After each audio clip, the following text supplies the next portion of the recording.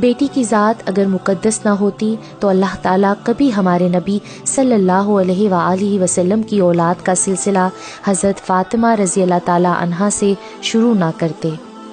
نبی پاک صلی اللہ علیہ وآلہ وسلم فرماتے ہیں، عورت کے لیے یہ بہت ہی مبارک ہے کہ اس کی پہلی اولاد بیٹی یعنی لڑکی ہو۔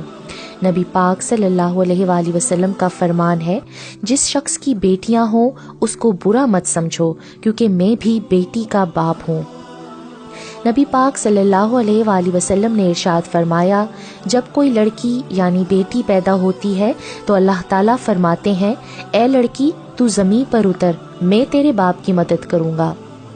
بیٹی وہ پھول ہے جو ہر باغ میں نہیں کھلتا۔ اولاد کے لیے جو بھی چیز گھر لاؤ پہلے بیٹی کو دو۔ اللہ تعالیٰ جب کسی سے خوش ہوتا ہے تو اس کو بیٹی عطا کرتا ہے، اور جب کسی کو خوش کرتا ہے تو بیٹا عطا کرتا ہے۔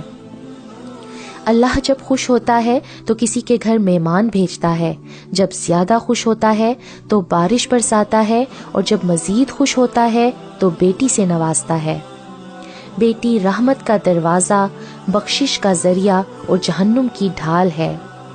نبی پاک صلی اللہ علیہ وآلہ وسلم کا فرمان ہے، جس کے گھر بیٹی پیدا ہو اور وہ اسے ایذا نہ دے اور نہ ہی برا جانے اور نہ ہی بیٹے کو بیٹی پہ فضیلت دے، تو اللہ اس شخص کو جنت میں داخل فرمائے گا۔ جو شخص بیٹیوں کی وجہ سے آزمایا گیا پھر وہ ان کی اچھی تربیت کرے تو قیامت کے دن یہ بیٹیاں اس کے لیے جہنم سے آڑ بن جائیں گی۔ نبی پاک صلی اللہ علیہ وآلہ وسلم نے فرمایا، لڑکیاں یعنی بیٹیاں رکھنے والوں سے کہہ دو، ان نونہالوں کے بارے میں غمگین اور تنگ دل نہ ہوں، میں نے انہیں پیدا کیا ہے اور میں ہی ان کو روزی دوں گا۔ نبی پاک صلی اللہ علیہ وآلہ وسلم نے فرمایا، جس شخص نے 3 بیٹیوں کی پرورش کی، انہیں ادب سکھایا، ان کی شادی کی اور ان کے ساتھ احسان کا معاملہ کرتا رہا تو اس کے لیے جنت ہے۔ ایک ماں کے لیے سب سے قیمتی خزانہ اس کی بیٹی ہے۔ بیٹیاں ماں کی پرچھائی ہوتی ہیں۔ ایک بیٹی کی سب سے اچھی دوست اس کی ماں ہی ہوتی ہے۔ زمانے بھر کی ساری نعمتیں موجود ہوں لیکن اگر بیٹی نہ ہو تو گھر اچھا نہیں لگتا۔ بیٹیاں باپ کا درد سمجھتی ہیں، ماں کے آنسو پونچھتی ہیں، بھائی کے دکھ لے کر اپنے سکھ لٹا دیتی ہیں۔ بیٹی کا بہترین محافظ اس کا اپنا باپ ہوتا ہے۔ بیٹیاں اپنے باپ کا غرور ہوتی ہیں۔ باپ اور بیٹی کی ایک عادت مشترکہ ہوتی ہے، دونوں کو اپنی گڑیا سے بہت پیار ہوتا ہے۔ ہر کامیاب لڑکی کے پیچھے اس کے باپ کا ہاتھ ہوتا ہے جس نے اس پہ اعتماد کیا ہوتا ہے۔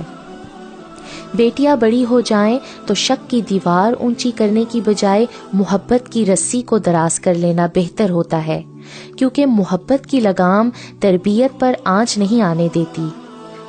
سورج سانولی ہو یا پھر چاند سی، بیٹیاں ہمیشہ اپنے ماں باپ کے لیے شہزادیاں اور پریاں ہی ہوتی ہیں۔ باپ ایک ایسا شجر ہے جس کے سائے میں بیٹیاں راج کرتی ہیں۔ آپ اپنی بیٹی کو بیٹا کہہ کر بھی پکار سکتے ہیں، مگر اپنے بیٹے کو کبھی بیٹی کہہ کر نہیں پکار سکتے۔ بیٹیاں سب سے زیادہ اپنے باپ سے اس لیے پیار کرتی ہیں کیونکہ باپ ہی اس دنیا میں وہ واحد شخص ہے جو اپنی بیٹی کو کبھی دکھ نہیں دے گا۔ اگر ماں باپ کو اللہ تقدیر لکھنے کا موقع دیتا تو وہ اپنی بیٹی کی تقدیر میں دنیا جہاں کی خوشیاں لکھ دیتے۔ اللہ سے بیٹیاں بہت کم لوگ مانگتے ہیں، اور جو مانگتے ہیں وہ پہلے بیٹی کا اچھا نصیب مانگتے ہیں، کیونکہ ڈر بیٹی سے نہیں اس کے نصیب سے لگتا ہے۔ بیٹیاں تو پریوں کے جیسی ہوتی ہیں، اللہ کی رحمت بن کر ماں باپ کے آنگن میں اترتی ہیں، اپنی باتوں سے، اپنی چہکار سے آنگن کو مہکاتی اور رونق بخشتی ہیں، اور پھر ایک دن پریوں کی طرح چلی جاتی ہیں کسی اور کے آنگن کو رونق بخشنے کے لیے۔ پریاں بھلا ہمیشہ کب ساتھ رہتی ہیں؟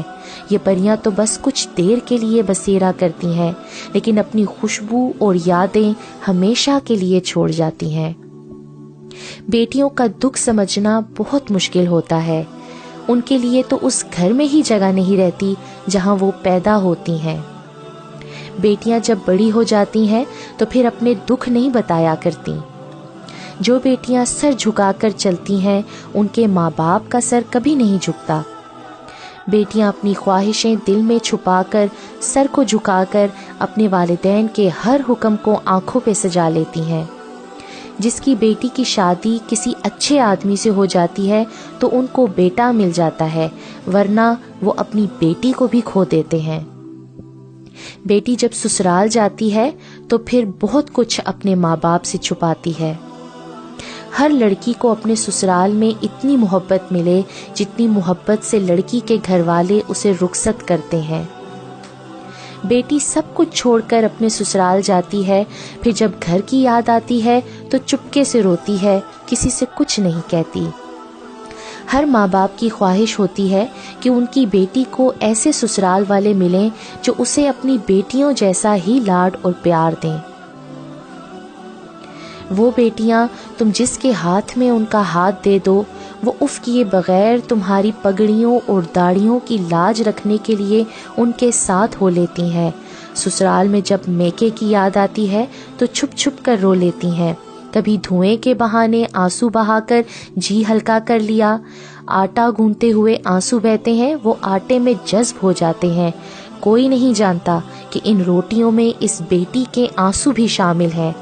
غیرت مند، ان کی قدر کرو، یہ آپ کینے بڑے نازک ہیں۔ چڑیاں ہوتی ہیں بیٹیاں مگر پنکھ نہیں ہوتے بیٹیوں کے۔